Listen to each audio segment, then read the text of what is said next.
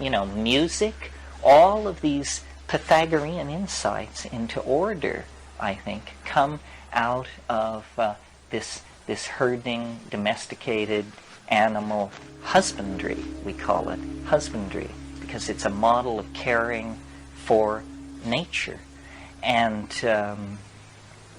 these ideas are the inspiration and the purpose, to my mind. I mean, the social purpose, because I can, you know, get rid of my stuff and feel better about how I was abused in childhood and this and that and the other thing with psychedelics. But that's all personal growth stuff. But an idea, you know, can be shared. You can take it and you can lay it at somebody's feet. And where do they come from? You know, when you ask the question, where do the ideas come from? This is Platonic Philosophy 101, ladies and gentlemen. This is why the Greeks gave up fishing, to discuss this problem. Where do the ideas come from?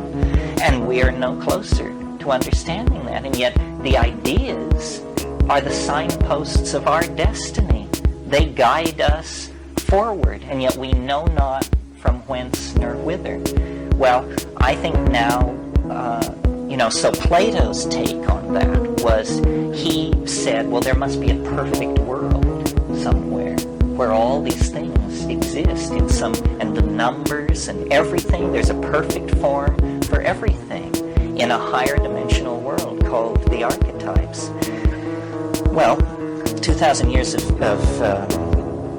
philosophical sophistication have shown certain problems with that point of view, but fewer than you might think. I mean, the mystery of form, the problem of form, what is it? Where does it come from? What sustains it? We are nothing more than form.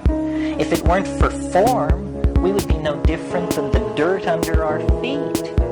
And form intrudes into matter, and then it withdraws. And when it withdraws, they put you in a hole and put dirt on top of you. So it's very important to understand, what is this coming and going of form?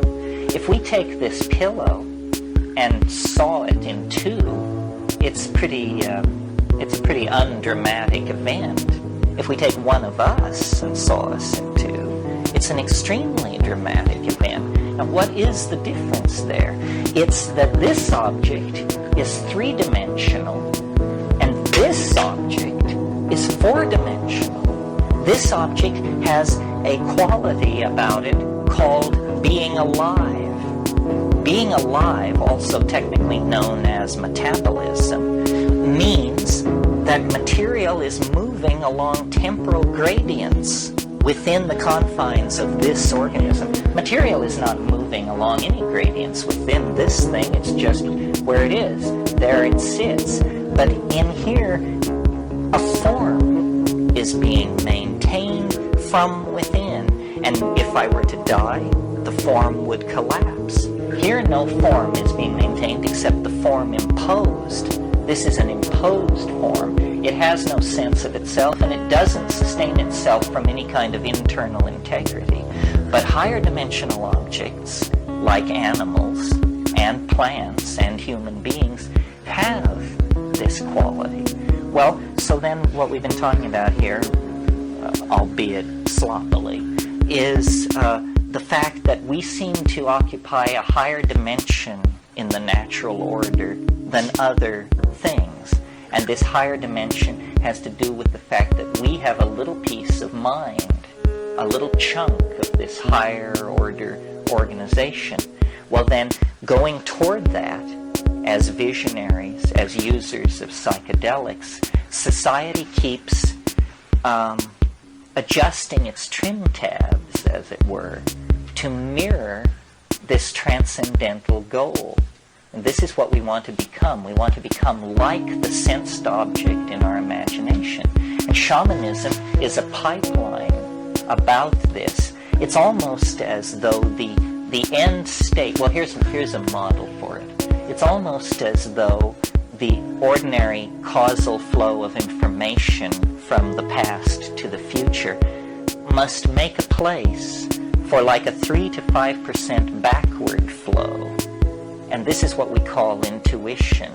It's that vague, unformed knowing that comes without any baggage of causal mechanism, but it's true knowledge. You know how it's going to be.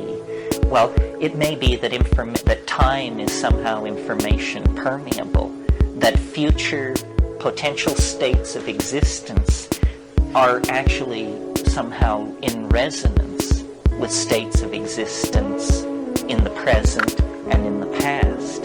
Our models of how the world works are very, very simple. I mean, basically we operate with mechanical push-pull models that are appropriate to very simple mechanical systems, and yet we know that we are far more complex even than the most complex physical systems. This last 15,000 years has been something, and the last 500 years has really been something. It's so close now, the transcendental object, that it informs everything. The metaphor, the model to hold on in your mind as you gaze at the earth in its travail is the metaphor of birth, not death. That a gestation process of 20,000 years is coming to an end. Culture using, language using, minded creatures are coming to some kind of fermentative climax, and we cannot extrapolate the human career on this planet centuries into the future. It ain't going to be like that. It's an absurd question to ask the question, what will the world be like in 500 years? What the world will be like in 500 years is unimaginable, because in the next 40 years we are going to pass through this quantized transition where we actually become insiders and players in the game. History is a state of becoming. It's a state of moving from the inarticulate, unreflecting, animal style of organization to the self-reflecting, minded, conscious, energy-controlling style. But to get from one to the other takes about 20,000 years, and it's a bitch. You don't know where you are. You don't know up from down. You cannot tell what is happening. There's just migrations and warfare and pogroms and gene mixing and hysteria of every sort and messiah this and religion that, and they're slaughtering these people and these people are doing this. And it's like a bad dream. It's like a psychedelic trip is what it's like. It's a 15 to 25,000 year dash to authentic being from the animal body. And it would have been a lot easier to understand if 10,000 years ago we hadn't cut the telephone wire to nature. Because from then on we haven't been able to figure out what's going on. And it's been left to men with large egos to figure out what was going on. And what they figured out was going on was that there was a lot of free women, land, animals, and money that needed to be organized for their pleasure, because they lost the connection to this planetary birth process. Now, and like a birth process, I mean, the metaphor is worth pursuing, because a birth is violent, blood is shed, there's moaning and groaning and thrashing around, and yet this is not an automobile accident. This is not a human tragedy. This is how life works. This is centrally scripted in to how human beings operate. If this didn't happen, we wouldn't be here. Well, and yet, if you've ever been pregnant or been around a pregnant person, this is a wonderful state of equilibrium, of self-satisfaction, of completion, and yet the very fact that it exists ensures that it's going to be rent, it's going to be torn, it's going to end violently in separation of these two beings. But then there are all kinds of births. There's stillbirth, the most disturbing and unsettling of all. There's, breech, there's cesarean, there's bad presentation, there's easy labors, hard labors. And I think this is the choice that we still have some choices left. And a choice still to be made is it going to be a hard labor or an easy labor? It's how fast we educate ourselves. That's the lubrication in the birth canal of this pup. How fast we educate ourselves. Are we going to fight it, or are we going to go with it? And it's really frightening. I mean, because what we want is, first of all, forgiveness for what we've done, which ain't likely to come. And then we want to go back and paint ourselves blue and be tribal and turn our back on all of this. But I don't think it's going to be like that. It's propelling us to some kind of higher order. The faith is that history must have been for something, and that everything is to be knitted together, and everything is to be reborn anew. And I don't think this is not a religious doctrine exactly. It's more like the biological faith. I mean, we see it everywhere. We see it in the birth that I was just describing. We see it in the metamorphosis of insects. Heraclitus said, "Puntit rea," all flows. And I think that this is the hardest thing to learn. It certainly has been the hardest thing for me to learn in my life. And I assume then, by extrapolation, maybe this is one of the hard things to come to terms with. Everything flows. Nothing lasts.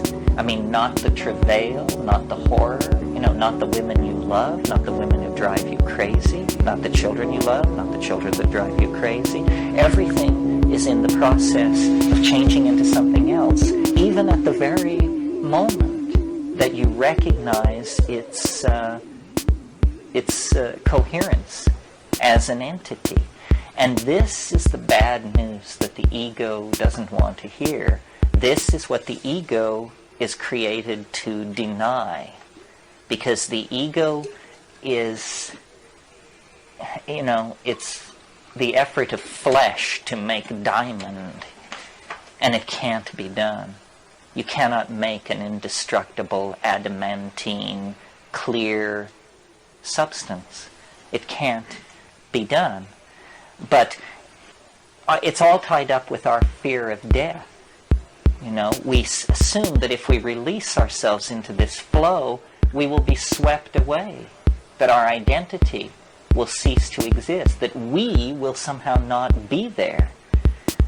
This is an artifact of language. It's a horrible misunderstanding about who we are and how the whole system is working.